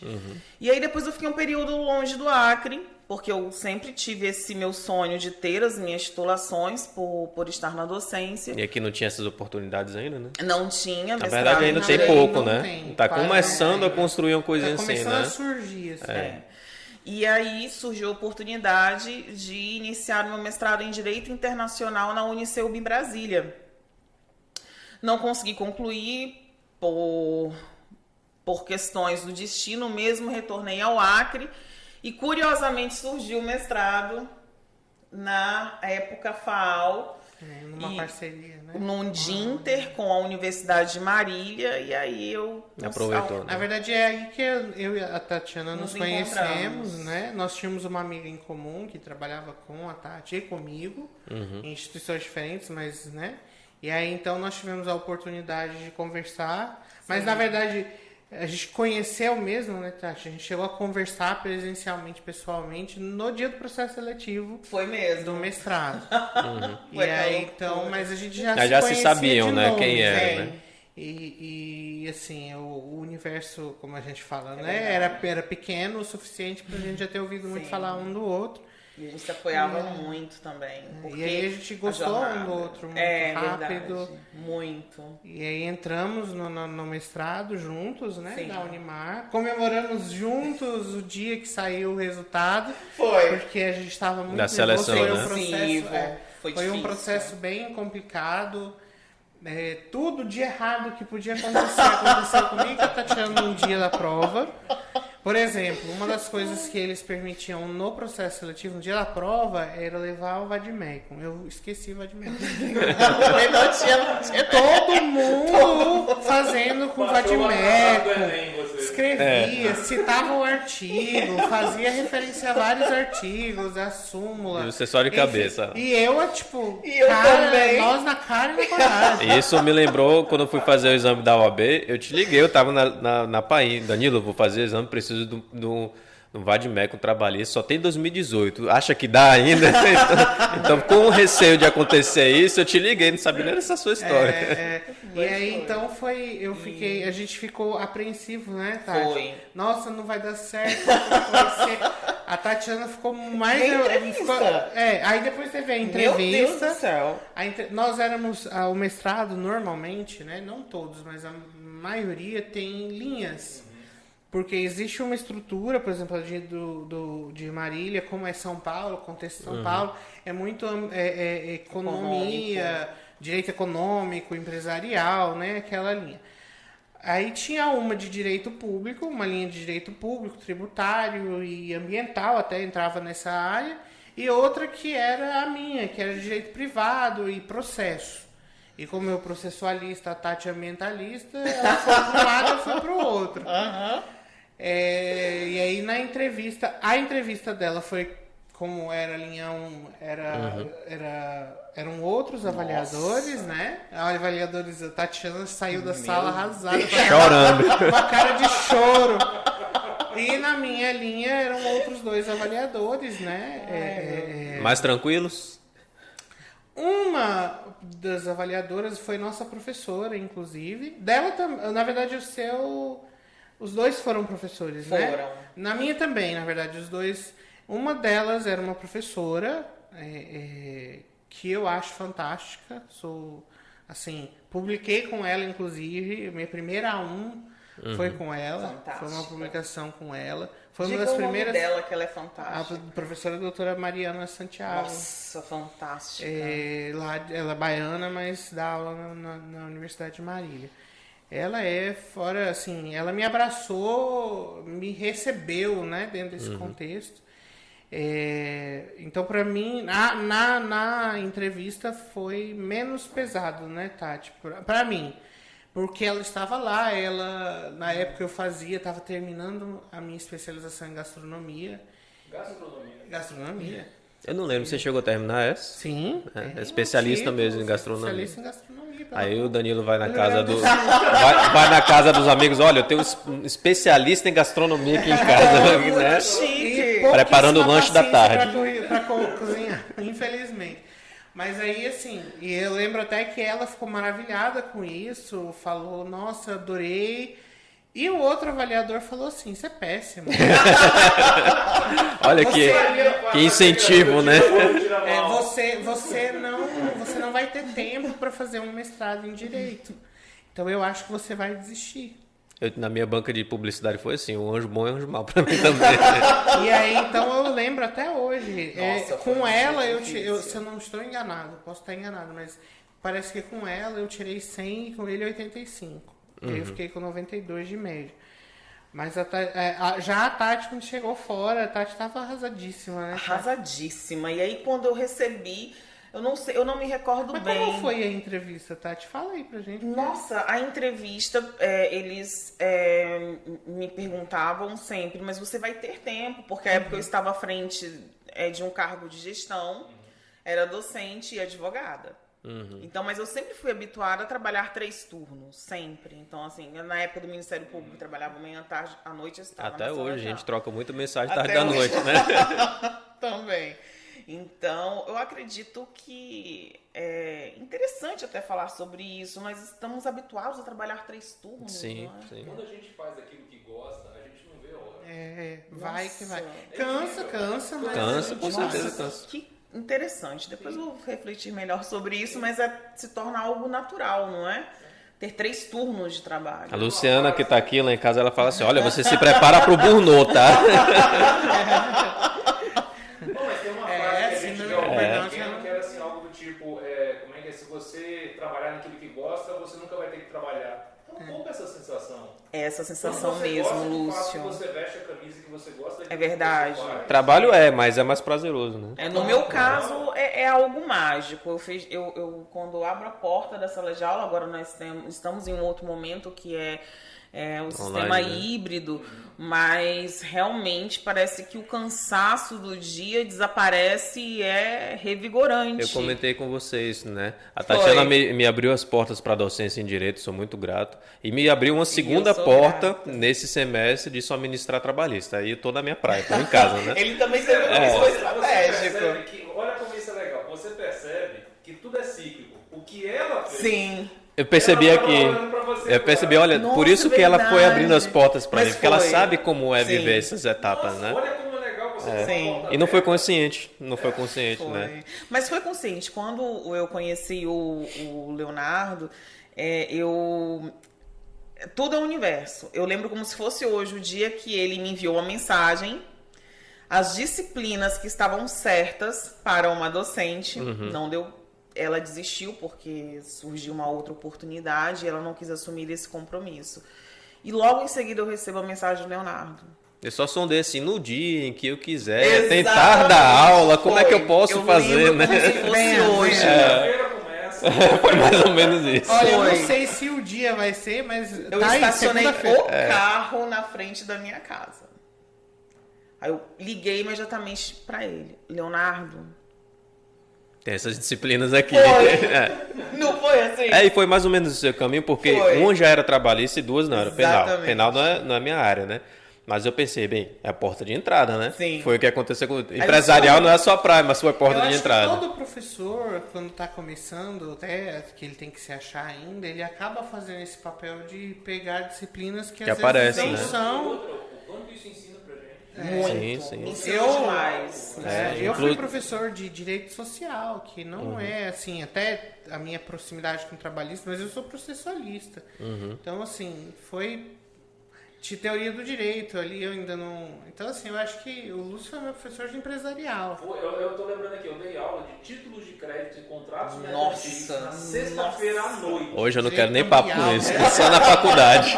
Eu tinha dó dos Nossa. alunos, porque assim, eu tava falando de título de crédito, de de nota promissória, de um negócio que a pessoa nem vê mais. Cheque. Nossa. Sabe? Duplicata. 9 horas da noite, estou eu lá explicando como a pessoa preenche a história da duplicata. E aí foi que a gente percebe o quanto a gente gosta da aula. Porque eu fazendo isso, eu matando os alunos lá, e eu adorando. Tava tendo prazer nisso. Eu tava lá, ciclando 9,50, acabou até 10h30. E foi isso, eu comentei com o Tatiana assim, ó, às vezes eu chego cansado, com dor de cabeça, que eu vivo com dor de cabeça, mas quando começa a aula, até começar a aula, eu tô de saco cheio da vida, né? Mas quando começa a aula eu descanso, mas na verdade, fisicamente eu tô cansando, mas mentalmente eu tô descansando. Aí ela falou, que é quando você tem o prazer de fazer a coisa, né? Você descansa de verdade. O trabalho vira um pouco terapêutico. E aí é que tá o problema, né? De você descansar trabalhando, porque você vai querer permanecer trabalhando ali, né? E aí é interessante que quando nós nos encontramos e nós nos reconhecemos naquele lugar, realmente tudo reverbera para que algo aconteça. E os projetos foram acontecendo e continuam acontecendo na minha vida. E eu conheci o Leonardo em uma fase da minha vida que eu precisava de ter alguém como ele na minha vida, porque você não sabe, mas eu resgatei e renovei muitas crenças por ter te conhecido, porque você tinha muita vontade de ir para a sala de aula, você aceitou esse desafio, e eu estava em um momento de muitos questionamentos, e ele me trazia de volta, Tatiana, esse é o seu lugar. Então, é muito interessante. E aí eu tenho ao meu lado duas grandes parceiras, Kelly e Carol, minhas amigas. Muito obrigada por sempre acreditarem em mim. E aí os maiores projetos que tiveram maior visibilidade, que até hoje são lembrados pelos alunos que já são formados, são advogados, foram aqueles projetos, e aí respondendo a sua pergunta, que por vezes, algumas instituições desacreditaram, colegas de trabalho desacreditaram por considerar algo utópico. Nossa, mas assim, matemática tão... E elas duas compravam as ideias, né? E as duas ao meu lado. E esses que desacreditavam, quando viam o negócio girando e funcionando, Exato. eles se aproximavam para... Né? Isso acontece muito. E hoje, e aí é algo muito interessante que eu acredito que o Danilo irá lembrar disso na nossa primeira aula do doutorado, que ele hoje é meu colega de doutorado. Também, a gente também. junto. E aí algo que me impactou. A primeira aula foi sobre um assunto que eu havia ministrado em sala de aula há mais de 15 anos atrás, em sala de aula para uma turma de direito. E ao final da aula, um aluno: professora, posso conversar com a senhora? Sim, estou aqui à disposição. Professora, o que isso tem a ver com direito? E foi a aula da professora Maria Cláudia. Ela estava falando, a aula dela foi sobre a definição de desenvolvimento sustentável, os marcos históricos, o que aconteceu em Estocolmo na década de 70, que naquela época existiam dois pensamentos extremistas. Os países em desenvolvimento pregavam a ideia do desenvolvimento a qualquer custo, e os países desenvolvidos apresentaram a ideia, a política do desenvolvimento zero, porque já estavam percebendo que as questões sociais estavam afetando a economia. Então, quando surgia uma questão ambiental, havia a piora de questões sociais, de algumas questões sociais, e o surgimento de novas questões sociais. E aí eu verbalizei isso na aula. Professora, que interessante. Há mais de 15 anos atrás, eu trouxe essa percepção, mas eu não tive voz. E aí que ela me disse: mas agora você é cientista. Você lembra desse dia? Então, assim, nós estamos ainda em um mundo que, infelizmente, algumas vozes são ouvidas somente quando possuem titulações. Mas eu desacredito nisso também, assim. Não, real, e a prova mas que... existem exceções. Chico Mendes é um exemplo disso. Chico Mendes, ele foi para o mundo. Ele foi um agente de transformação com os saberes dele, com as inteligências dele. E eu acredito nisso. Todos nós somos agentes de transformação. E eu digo isso todos os dias aos meus alunos e quem está comigo. Todos nós somos agentes de transformação. Todos nós temos os nossos saberes, as nossas inteligências, e isso é muito valioso. E aí foi muito sábio da professora Maria Cláudia que eu ainda não tinha entendido. Nossa, mas eu sou uma cientista. Lembra desse dia, Danilo? Sim.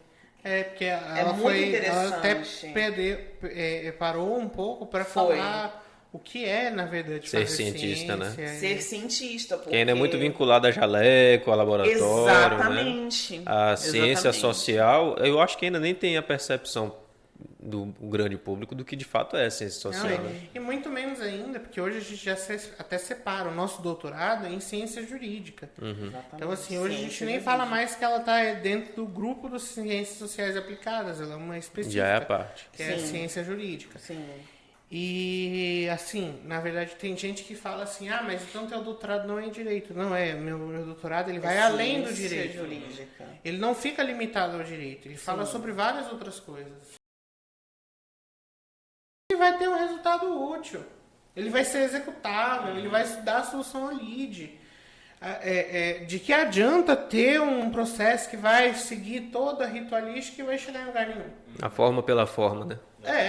Ou pior ainda, um processo que vai acontecer 1001 coisas e vai chegar em determinado momento e por conta de uma fragilidade momentânea até do processo, eu vou jogar tudo aquilo fora. Isso piora o conflito. Piora o conflito. Então, o que a gente precisa fazer? A gente precisa olhar para o processo com uma visão sustentável. Ele precisa ser construído de uma forma que ele não seja sem alicerce, construído na areia, para depois cair, entendeu? Então, ele precisa ter uma fundação boa. E como é que eu faço a fundação? O direito ambiental, quando eu converso sobre a questão do desenvolvimento sustentável e sustentabilidade, apesar de que parece que é outra coisa completamente diferente, mas dá ideias. Ele fala como que eu posso fazer isso. Porque, por exemplo, se eu estou pensando num processo funcional, ele vai ter que ser um processo que atende aquelas questões do direito ambiental.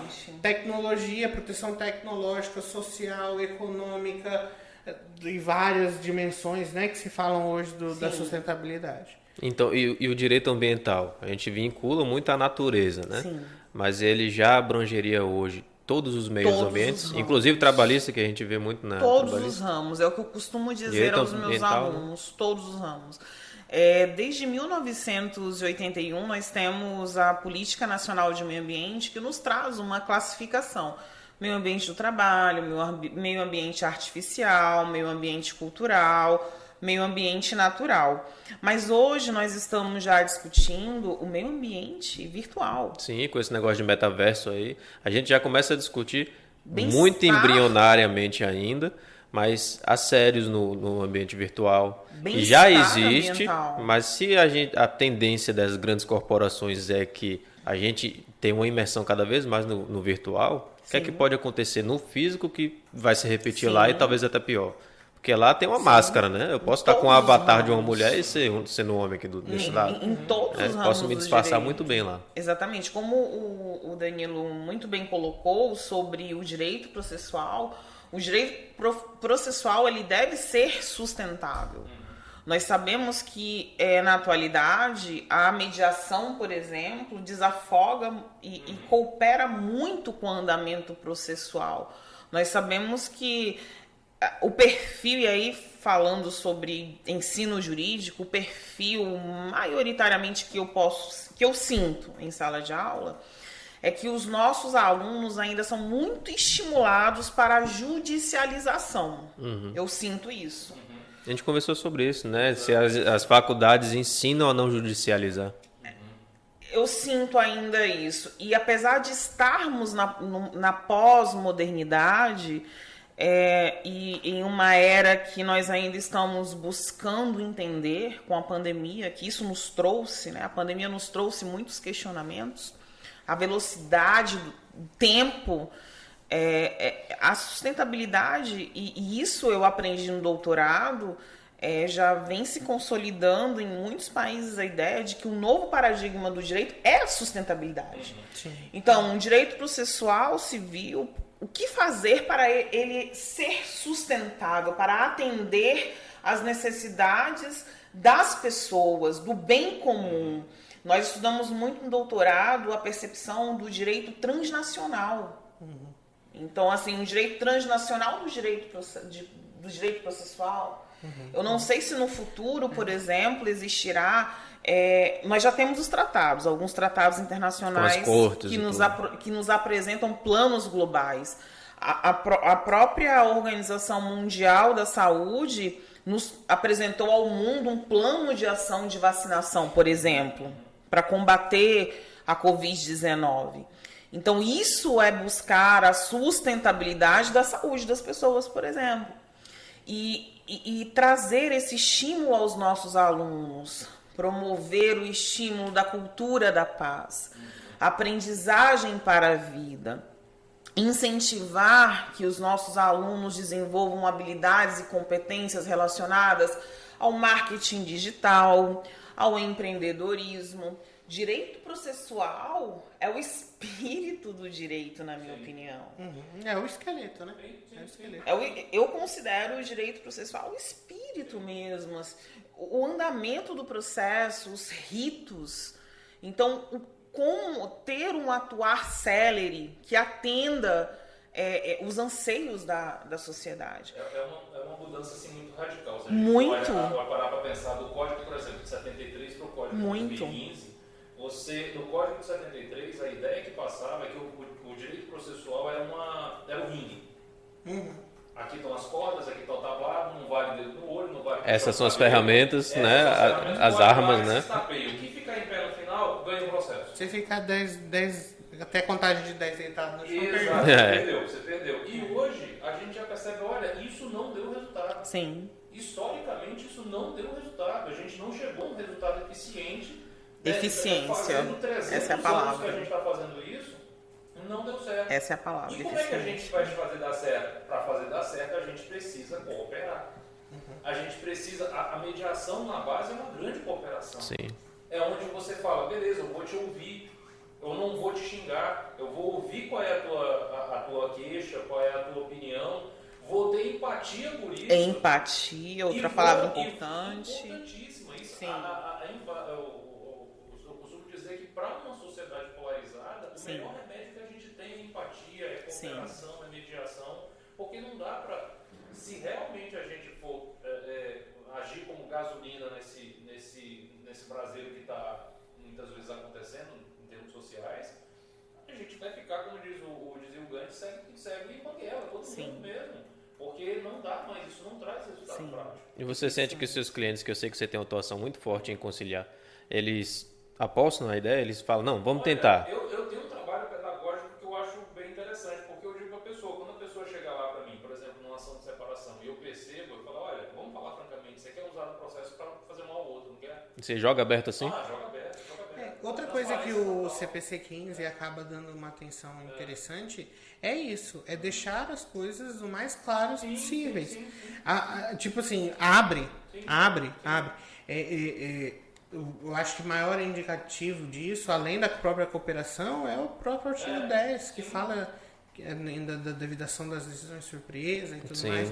Então, assim, nada mais que te surpreenda, que você não participou. Mesmo que já haja permissão para o juiz agir de ofício, mesmo ele agindo de ofício, ele vai chamar a parte para se manifestar. Porque ela tenha conhecimento e se manifeste. A princípio, isso parece que prejudica a celeridade, mas também não pode ser uma celeridade a todo custo, né? E aí que vem aquela teoria que eu lancei, que eu vou publicar, daqui a uns dias essa publicação vai sair, sobre...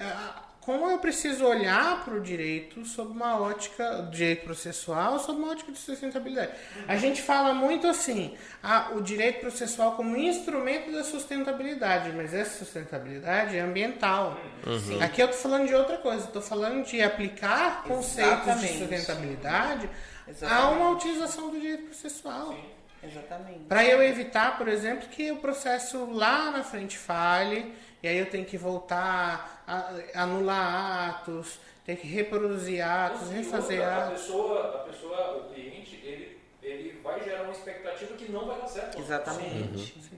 A grande digamos tipo assim, sacada que o pessoal entendeu depois de 300 anos, é dizer que, olha, não adianta a gente usar o processo para você pedir. Chegar lá no final, você não vai ter... Não vai estar satisfeito. Aí depois vai reclamar do advogado, exatamente. Vai questionar a atuação do advogado. Você me prometeu isso. Sim, exatamente. Disse, E uma análise mais aprofundada ainda, isso suja toda a área da advocacia, toda a nossa categoria, né? Eu para um cliente, eu citei até o seu Madruga para ele. Eu falei, você não conhece, a vingança nunca é plena. O filósofo seu Madruga, né? Exato, mas é isso. Se você for pegar o próximo... Gente, se eu quero trabalhar com veneno, a chance de eu morrer envenenado é muito grande. O direito sistêmico tem uma premissa que eu acho muito legal. Se eu uso do processo para fazer mal para alguém, é como se eu pegasse uma brasa para jogar em alguém. Eu não tenho a certeza que eu vou atingir a pessoa. Mas sabe que vai se queimar. Mas eu sei que eu vou queimar a mão. Então, é minha função como advogado dizer, você vai queimar a mão. Uhum. Depois que a tua mão Você queimar, quer fazer isso mesmo? Né? Exato. Depois que a tua mão queimar, não vem dizer que foi culpa minha. Eu estou te alertando que foi. E muitas vezes eu nem assumo esse papel. Eu digo, olha, se é isso que você quer, não faz parte do meu trabalho fazer isso. Não é isso que vai... Porque eu também trago um peso para mim. Sim. O advogado ele tem uma responsabilidade Igual. não só Isso vem com a maturidade Igual. muito grande. O seu momento de Danilo não advoga, né? Porque está no Ministério Público. Mas de vocês dois, o momento na advocacia é um outro que eu ainda vou chegar, né? Então, talvez hoje eu não consiga abrir mão de uma causa com esse pensamento, porque eu estou iniciando, né? Mas eu te conto uma história então. Teve um final ainda bem que feliz. Quando veio aquela lei da guarda compartilhada, Sim, né? sim. Veio de atendimento de pais, que geralmente eram homens, né? Uhum. Que queriam rever a guarda compartilhada e você percebia claramente que eles estavam querendo rever Para atacar a mãe da criança. Porque não queria. E eu me lembro de um caso específico que eu atendi, aí o rapaz falou assim para mim, disse, não, eu quero pegar, discutir a guarda e tal. Eu falei, beleza, e como é que você imagina essa guarda? Ele falou, não, a criança vai passar 15 dias comigo, 15 dias com a mãe. Aí eu falei, e você mora onde? Não, a criança vai ficar comigo, vai ficar com a minha mãe. Mora na zona rural. Só para tirar a mãe da criança. Aí eu falei, poxa, mas essa criança, era uma criança de 5 anos, eu não lembro. Ela não estuda? Doutor, ela tem 5 anos, ela não precisa estudar não.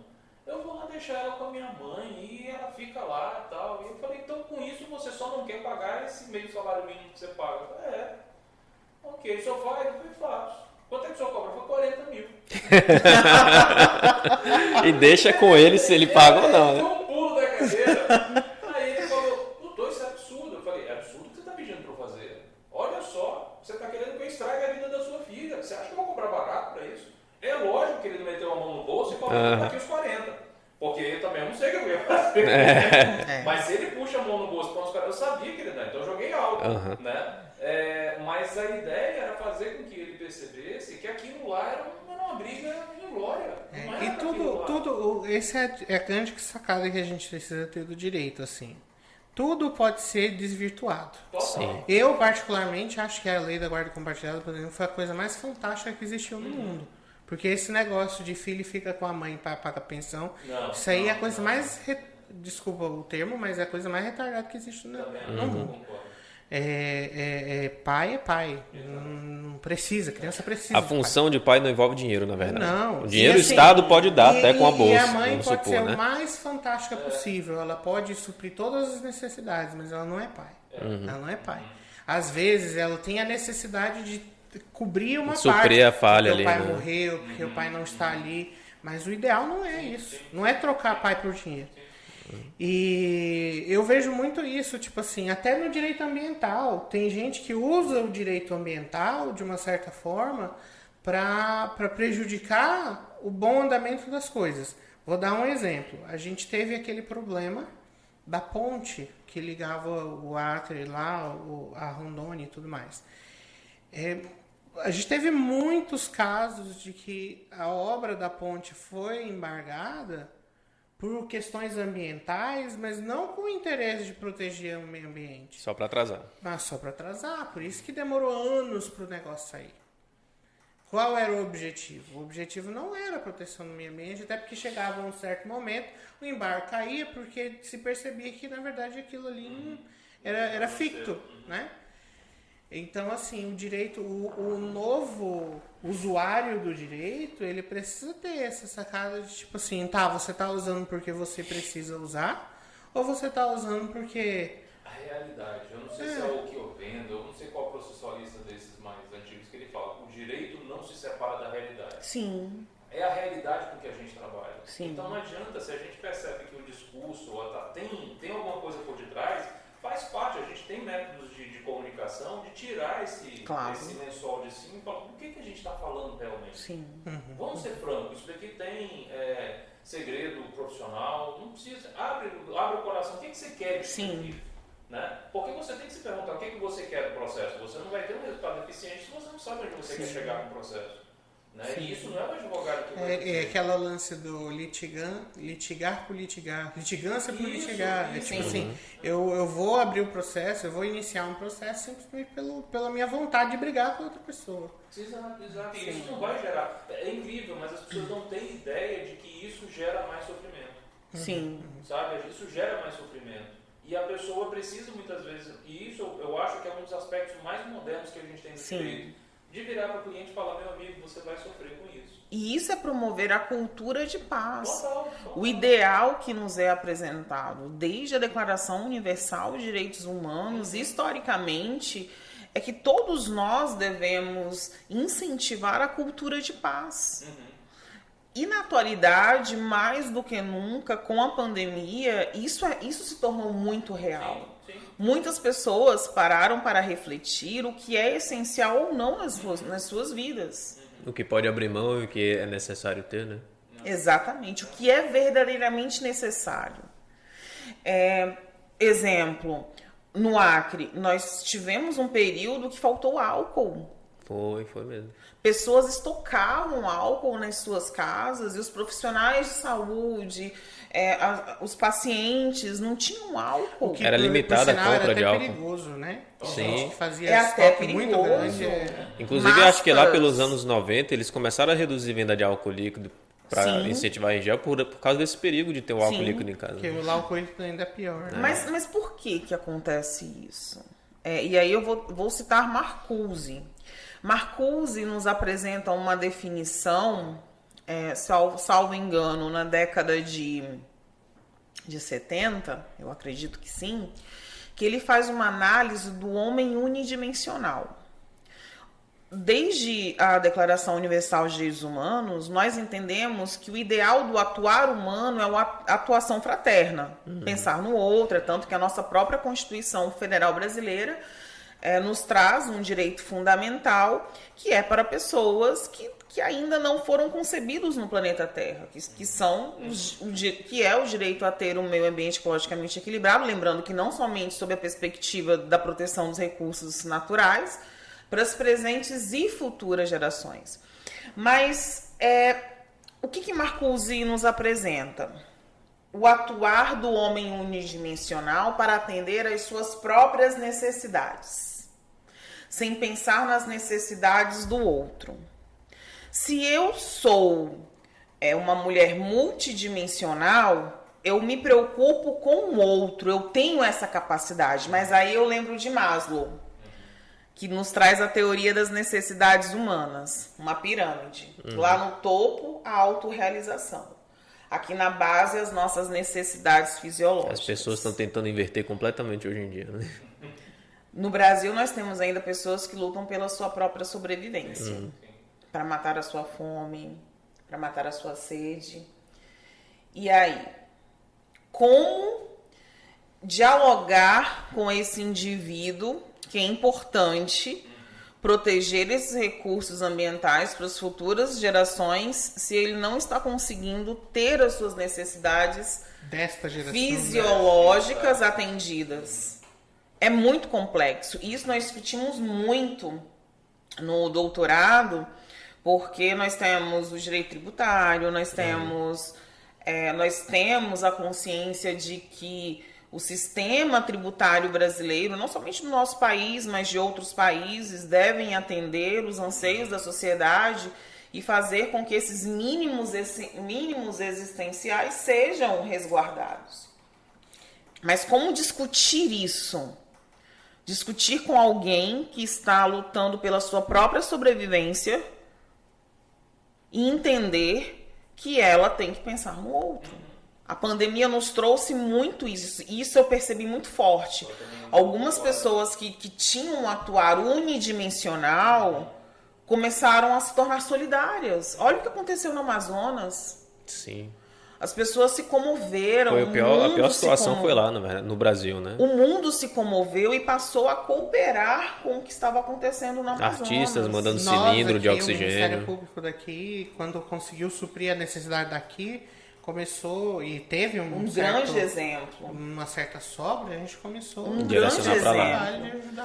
Um grande exemplo. Então, diante das crises, eu entendo que algumas pessoas elas acabam se conectando com isso, o que é ser fraterno, o que significa fraternidade, o que significa solidariedade, e passa a deixar de ter essa visão unidimensional. Por isso que no direito ambiental nós utilizamos muito esse termo, multidimensional. Nós temos uma percepção multidimensional dos impactos que o homem ocasiona no meio. Pode ser no sistema penitenciário Francisco de Oliveira Conde. O advogado criminalista, ele deve avaliar se existe bem-estar ambiental no ambiente físico da cela. Isso é sustentabilidade. Isso é desenvolvimento. Socialização, se a gente não vai falar do ambiente dentro do presídio. E aí, mais uma vez, respondendo a sua pergunta, que foi uma pergunta assim, muito sábia, Leonardo, o direito ambiental, ele está presente em todos os ramos do direito. Em algum momento você vai discutir bem-estar. O Danilo, a todo momento, não tenho dúvida que ele vai discutir bem-estar nos ritos processuais. Em tudo. É um processo bem interessante, porque assim, novo até um certo ponto, porque a gente ainda não chegou lá, a gente está chegando, a gente está indo para lá. Sim. Eu acho até que o doutorado tem ajudado muito nessa direção, e talvez nós seremos replicadores disso mais à frente.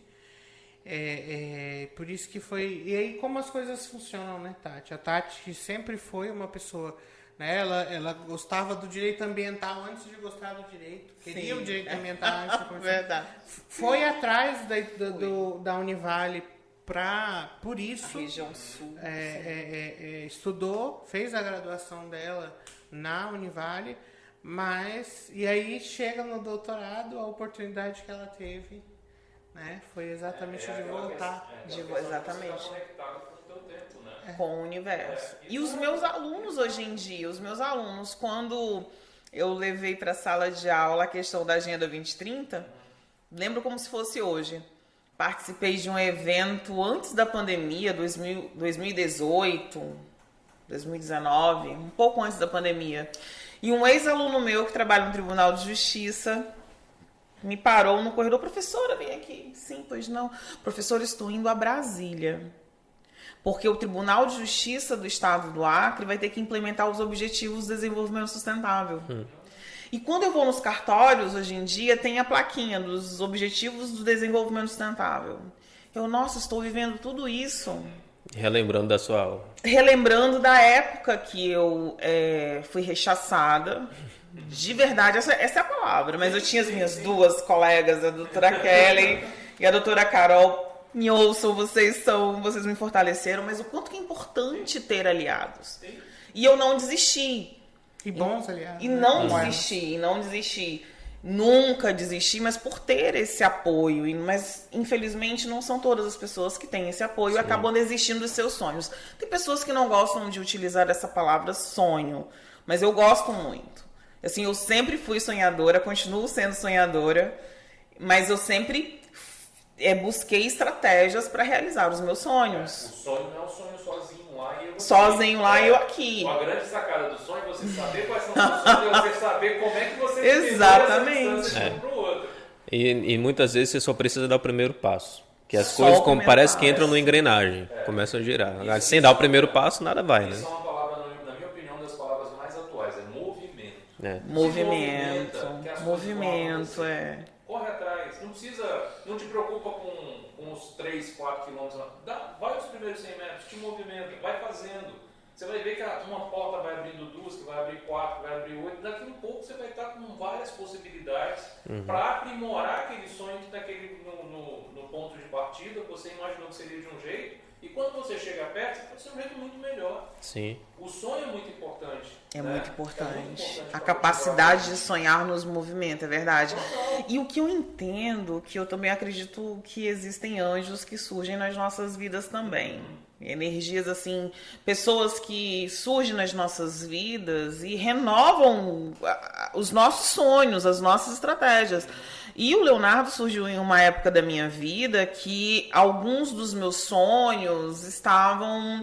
Eu percebi que estavam se perdendo. Assim, nossa, isso está acontecendo comigo. A Tatiana, os meus próprios alunos... Tão animada, né? Os meus alunos, assim, nossa, professora sorriso, professora alegria. Eles falam muito bem. Alguns aqui no podcast vão lembrar de mim das faculdades que eu trabalhei aqui no Acre.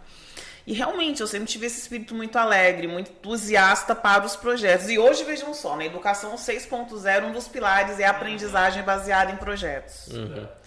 Hoje, nós discutimos andragogia. E na época da Univale, quando eu decidi que eu iria ingressar para a docência, eu entendi que eu deveria ter estratégias para o ensino que deveria ser destinado para adultos. E quando eu trouxe essa temática para o estado do Acre, eu lembro muito bem que, mais uma vez, somente as minhas duas colegas me apoiaram.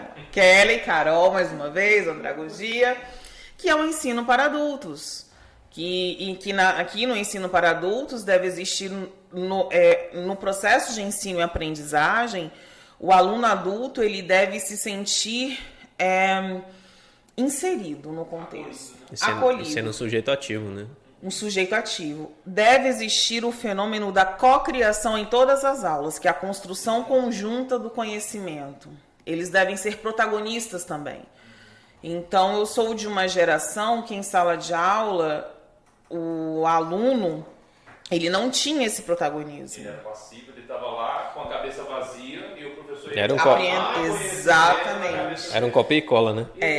E na pandemia se consolidou a Educação 6.0 e essa habilidade do protagonista que deve existir no aluno adulto, no ensino, não somente jurídico, mas em todas as graduações, é essencial. Nós já estamos aí discutindo o direito totalmente à distância. Eu vejo com perfeita possibilidade isso. Sim. Então hoje, o docente que terá...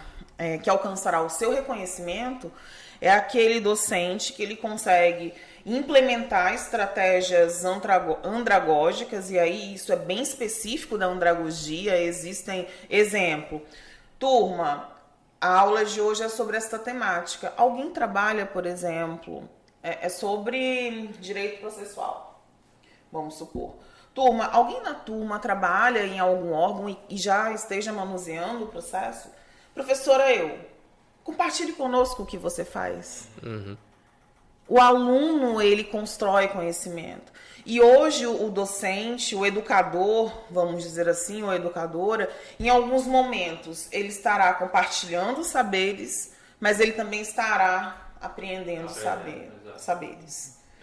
Então, a criatividade, a cidadania também são dois pilares que são muito importantes e que existem na Educação 6.0. Aquele processo antigo de que o professor passava o que ele sabia é extremamente limitador, porque nenhum professor sabe tudo. Tem tempo para saber. E ninguém vai absorver 100% do que foi passado.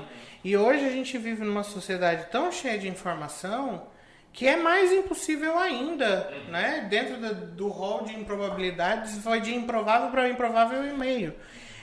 Que você consiga assimilar todo o conteúdo jurídico, independente de ser uma disciplina só, e passar isso para a pessoa e ela absorver tudo dentro de um...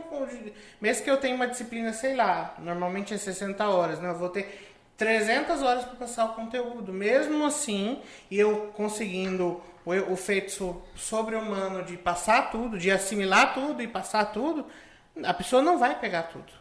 Então ela vai precisar fazer um processo extra-sala. em que ela vai ter que desenvolver. Então, aquele modelo de eu passo... Sim. Mas a gente está chegando, eu acho que ao final, e eu queria dar um tempo para Tatiana fazer uma pergunta, que eu acho que é uma pergunta que a gente vai fazer sempre no podcast. A gente finalizou o último falando sobre isso, Tatiana, que é a nossa visão de futuro. Então, o que a Tatiana vai fazer dentro do direito a partir de agora, né? Acho que a nossa frase é muito marcante qual é o rumo da Tatiana a partir de agora dentro do direito? Tá. A partir de agora, a Tatiana, hoje vocês estão diante de uma Tatiana madura. Então, uma docente madura, eu continuo na docência. Nessa minha trajetória educacional, eu tive a oportunidade também de ter alguns cargos de gestão, mas a sala de aula continua sendo onde eu me reconheço e verdadeiramente como um profissional. Então, e a Tatiana do futuro é a Tatiana advogada, mas talvez a Tatiana advogada mais simplista. Em qual sentido? Eu estarei ali conduzindo os meus clientes e tendo como prevalência os acordos no meu escritório, na sala do meu escritório. Eu me vejo assim, judicializando menos, eu me vejo assim na advocacia. Desburocratizando, né? Sim, eu me vejo assim. E como docente, sempre dialogando, sempre buscando dialogar com os meus alunos, sempre estimulando os meus alunos a promoverem a cultura de paz, a terem uma visão multidimensional do direito em si, da ciência jurídica em si, e incentivar os meus alunos a se sentirem aprendizes. Eu acredito que essa é uma das mais importantes virtudes do ser humano, porque quando eu me sinto aprendiz, eu facilmente não, mas eu tenho uma maior probabilidade de ser mais criativa, de ser mais feliz, de ter mais alegria naquilo que eu faço. Então, eu sinto que eu sou essa Tatiana do futuro, que eu já entendia que isso existia lá desde a graduação, mas que hoje eu vejo isso acontecer com muitos colegas e com muitos alunos. Poderia dizer que você, dentro do ambiente, para pegar bem o tema, dentro do ambiente você se consegue ver melhor e mais inserida dentro desse ambiente? Reconhecida. Porque essa Tatiana de hoje, eu vi no passado, só que eu não tinha esse reconhecimento. Eu não conseguia... O auto-reconhecimento, né? Ou o reconhecimento mesmo? Externo. O reconhecimento externo. Foi preciso todo esse caminho para isso acontecer também. Sim. Né? E por muito tempo eu estive sozinha, com o meu pai, a minha mãe, apoiando as minhas ideias, a minha irmã, que é advogada, é docente também, tenho somente uma irmã, mas que hoje a minha voz, ela é entendida. E no futuro, eu me vejo potencializando tudo isso. Uma educadora que está incentivando que os alunos sejam mais protagonistas. Eu estarei ali conduzindo, estimulando, incentivando que eles se reconheçam e entendam qual é o seu papel na sociedade. E esse papel deve significar felicidade e alegria, na minha opinião. Essa é a minha percepção. Eu acredito que todos nós devemos primeiramente nos reconhecermos, entendermos quais são as nossas vocações, as habilidades e competências que eu devo desenvolver para alcançar a excelência naquilo que eu desejo. E como advogada, judicializando menos, compartilhando mais saberes com os meus clientes, mediando mais. E é assim que eu me vejo. Humanizando, né? Humanizando, exatamente. Eu acredito muito no humanismo jurídico. Eu acredito que o ensino jurídico brasileiro não somente no Brasil, mas no mundo, deve humanizar mais e democratizar mais o direito. Maravilha. Acho É que o isso. futuro de todos nós Muito nessa mesa é mais ou obrigada. menos nesse sentido mesmo. É isso. Obrigado pela Eu é que participação, agradeço. por aceitar o convite, trazer sua obrigada, uma história. honra. E a casa está sempre aberta, não só para o podcast, mas para todos os outros projetos. Muito obrigada. Enfim, eu acredito que eu reverberei tanto no universo, pro universo, que hoje eu estou aqui, Com certeza. sendo ouvida e me sentindo respeitada, acolhida. Afetando positivamente os outros.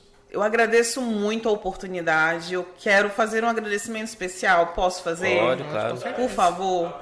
Eu quero fazer um agradecimento especial a Kelly e a Carol, porque são mulheres que estão ao meu lado e que me fizeram não desistir dos meus sonhos. E ao Leonardo, que surgiu em um momento da minha vida muito especial. Agradecimento recíproco por ter me Muito proporcionado especial. uma coisa que eu queria há tanto tempo, que é ser professor. Que me fez seguir e conquistar o que eu tenho conquistado. E a todos que estão aqui presentes, Estamos todos juntos. chegou Vocês estão vendo. aos que estão vendo exatamente. E certamente vão ser afetados por isso. Sim. Com Sim, certeza absoluta. Muito obrigada e com muita humildade eu tenho que dizer que não existem verdades absolutas.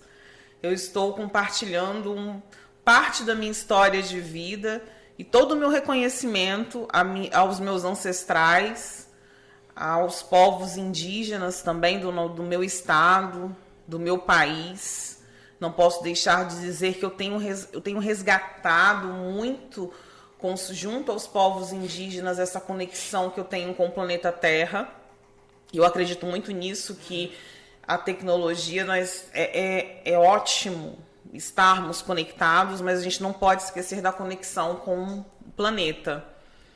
E é isso. Muito obrigada pela oportunidade. Me sinto honrada e realmente esse momento concretiza algo que eu sempre desejei, que é ter voz e compartilhar as minhas percepções. Com muita humildade, claro. Muito obrigada. Muito obrigado. Obrigado.